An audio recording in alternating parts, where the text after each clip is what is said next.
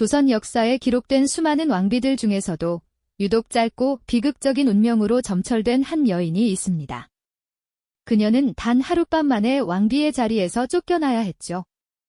과연 그녀는 무엇을 잘못했기에 그렇게 갑작스러운 파멸을 맞이해야만 했을까요? 어쩌면 그녀의 잘못이 아니었을지도 모릅니다. 단경왕후 신씨, 그 이름 앞에 드리워진 짧은 영광과 긴 비극은 단순한 개인의 불행을 넘어 조선이라는 거대한 정치적 격변 속에서 한 인간의 삶이 얼마나 무력해질 수 있는지를 생생하게 보여주는 증거가 아닐까요? 오늘 우리는 거대한 권력의 파도 속에서 작은 배처럼 흔들렸던 한 여인의 이야기를 따라가며 역사의 냉혹한 이면과 그 속에서 피어난 인간적인 아픔에 대해 함께 이야기 나누고자 합니다. 때는 바야흐로 연산군의 폭정이 극에 달했던 시절, 지금으로부터 약 500여 년 전의 이야기입니다. 한양의 어느 조용한 사대부 가문, 그곳에 신수근의 딸 신씨가 살고 있었죠. 그녀는 여느 양반과 규수들처럼 평범한 일상을 보내고 있었습니다. 책을 읽고 바느질을 하며 언젠가 좋은 배필을 만나 가정을 꾸릴 날을 꿈꾸는 지극히 보통의 삶을 살고 있었던 것이죠. 그러던 어느 날 그녀에게 한 남자가 찾아왔습니다. 바로 연산군의 이복 동생이자 왕위와는 거리가 멀었던 진성대군이었습니다. 진성대군은 형의 폭정 속에서 늘 불안에 떨며 조용히 살아가던 인물이었죠. 그는 왕실의 가장자리에서 자신의 존재를 드러내지 않으려 애썼습니다. 그렇게 조심스러운 삶을 살던 진성대군과 신씨는 혼례를 올리게 됩니다. 시끌벅적하기보다는 차분하고 정갈하게 치러진 혼례식은 두 사람에게 소박하지만 확실한 행복을 약속하는 듯 보였습니다. 신씨는 진성대군의 아내가 되어 평범한 듯 보이는 왕실의 일원으로 살아가게 되었죠. 당시만 해도 그 누구도 이 부부의 앞날에 거대한 운명의 소용돌이가 기다리고 있으리라고는 상상조차 하지 못했을 겁니다. 하지만 역사는 언제나 예측 불가능한 방향으로 흘러가는 법이죠. 평화로웠던 두 사람의 일상은 1506년 갑작스럽게 터져나온 중종반정이라는 거대한 사건으로 인해 뿌리째 흔들리고 맙니다. 연산군의 폭정을 더 이상 참지 못했던 박원종, 성희안, 유순정 등 반정 공신들은 무장한 채 궁궐로 향했습니다. 궁궐 밖은 순식간에 혼란의 아수라장이 되었고 사람들은 무슨 일이 벌어지고 있는지조차 알지 못한 채 두려움에 떨었죠. 웅성거리는 소리, 다급한 발걸음, 그리고 섬뜩한 칼날 소리가 밤하늘을 갈랐습니다. 이때 왕위와는 아무런 상관없이 그저 조용히 살아가던 진성대군에게 공신들이 찾아왔습니다. 그들은 진성대군을 강제로 추대하여 새로운 왕으로 삼으려 했죠.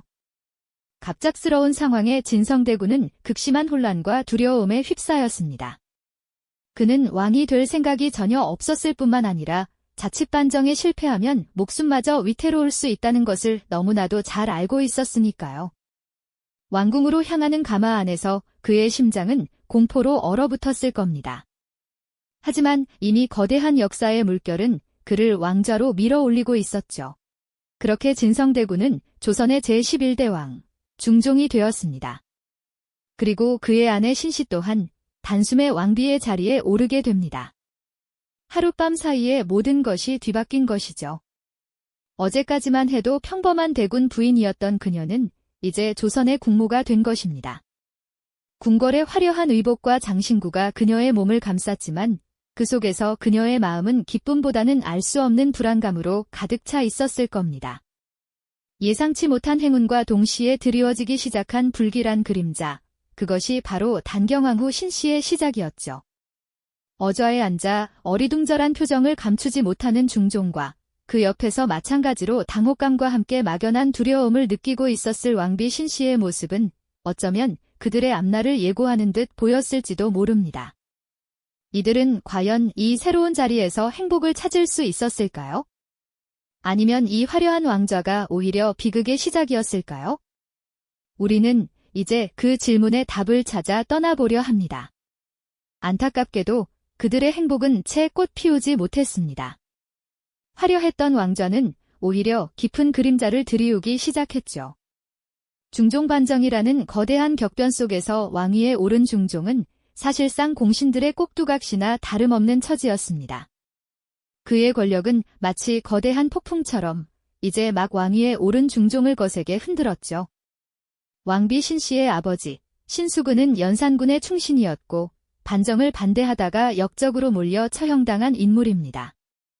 바로 이 지점이 왕비 신씨의 운명을 결정짓는 비극적인 씨앗이 되고 말죠. 공신들은 중종에게 왕비 신씨를 폐위하라고 강력하게 요구하기 시작했습니다. 그들의 논리는 간단했죠. 역적의 딸을 왕비로 둘 수는 없다는 것이었습니다. 이것은 단순한 반대 의견이 아니었습니다. 자신들의 목숨을 걸고 반정을 일으켜 중종을 왕위에 앉힌 공신들의 절대적인 요구였죠. 그들의 압박은 마치 숨통을 조여오는 듯 했습니다. 하루아침에 왕이 된 중종은 아직 왕권이 미약했고 자신을 지지하는 세력이라곤 오직 공신들뿐이었으니 그들의 요구를 무시할 수가 없었을 겁니다. 사랑하는 여인을 지키고 싶었지만 그럴 힘이 없었던 한 남자의 비극이 시작된 거죠. 중종은 깊은 고뇌에 빠졌습니다. 밤늦도록 공신들과 팽팽한 논쟁을 벌이며 왕비를 지키려 애썼지만 그들의 완고한 태도는 변치 않았습니다.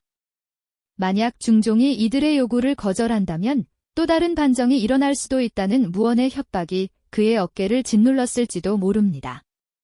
자신의 왕위가 위태로워지는 것은 물론 왕실 전체의 안녕까지 위협받을 수 있는 상황이었으니까요. 중종에게는 선택의 여지가 거의 없었던 셈입니다. 결국 중종은 무거운 결단을 내릴 수밖에 없었습니다. 자신의 왕좌를 지키기 위해 사랑하는 여인을 내쳐야만 하는 잔인한 선택이었죠. 폐위 소식을 들은 단경왕후의 심정은 어떠했을까요? 하루아침에 왕비의 자리에서 쫓겨나고 사랑하는 남편에게 버림받았다는 절망감. 모든 것이 한순간에 무너져 내리는 충격이었을 겁니다. 어젯밤까지는 왕비였던 자신이 한순간에 모든 것을 잃고 궁을 떠나야 하는 신세가 되었다는 사실을 받아들이기 어려웠을 겁니다. 그녀의 눈앞에 펼쳐진 현실은 너무나 가혹했겠죠.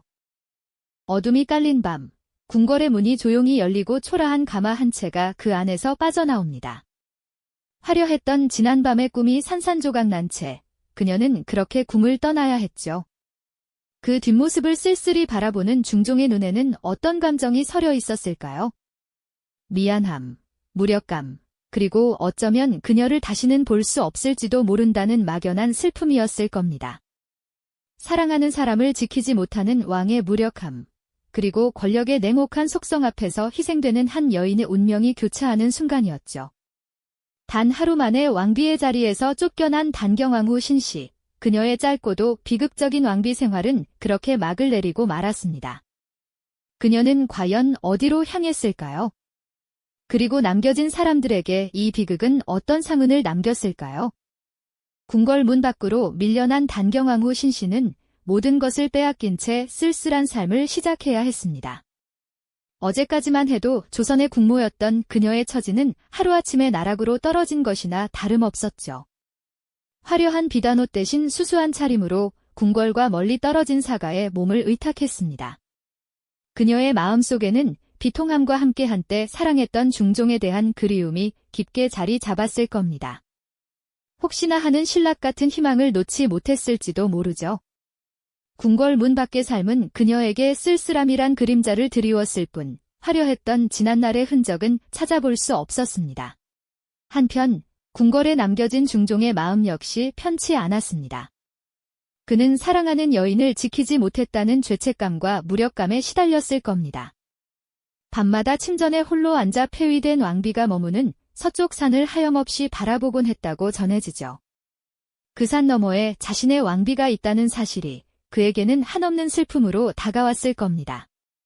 멀리 떨어져 있지만 두 사람의 마음은 여전히 서로를 향하고 있었던 거죠. 보이지 않는 끈으로 연결된 듯 그들의 그리움은 밤하늘을 수놓았습니다. 이러한 애틋한 그리움은 역사 속에 아름다운 전설 하나를 남겼습니다. 바로 치마바위 기약이죠. 어느 날 중종은 단경왕후가 자신을 그리워한다는 소식을 듣게 됩니다. 그녀가 궁궐을 바라보며 눈물 흘린다는 이야기에 중종은 그녀에게 궁궐을 볼 수 있는 곳에 붉은 치마를 걸어두라고 전했습니다. 왕비가 입었던 붉은 치마는 궁궐에서 볼 수 있는 유일한 색깔이었기에 중종은 그 붉은 치마를 통해 그녀의 안부를 확인하고 싶었던 것이죠. 단경왕후는 중종의 뜻을 헤아려 자신의 붉은 치마를 바위에 걸어두었습니다. 중종은 궁궐에서 그 붉은 치마를 보며 그녀의 안녕을 빌고 그리움을 달랬다고 합니다. 이 바위는 훗날 치마바위라 불리며 두 사람의 애틋한 사랑을 증명하는 상징이 되었죠. 한때 왕비였던 여인의 마지막 희망이 작은 바위의 붉은 흔적으로 남겨진 셈입니다. 권력의 냉혹함 속에서도 피어난 애절한 사랑의 증표였달까요? 하지만 이들의 사랑이 아무리 절절했어도 한번 내려진 패비의 결정은 쉽게 뒤집히지 않았습니다. 시간이 흘러 중종은 단경왕후의 보기를 진지하게 고민했습니다. 사랑하는 여인을 다시 왕비의 자리로 돌려놓고 싶었겠죠. 그러나 반정 공신들의 반대는 여전히 강력했습니다. 그들은 단경왕후의 아버지 신수군이 반정에 반대했다는 점을 다시 내세우며 그녀의 보기가 자신들의 기득권을 흔들 수 있다고 주장했습니다. 왕실의 안정을 명분으로 내세웠지만 사실은 자신들의 정치적 입지를 굳건히 하려는 속셈이었죠. 그들의 눈에는 왕의 사랑보다 자신들의 권력이 더욱 중요했던 겁니다. 중종은 다시 한번 무력함을 느꼈을 겁니다.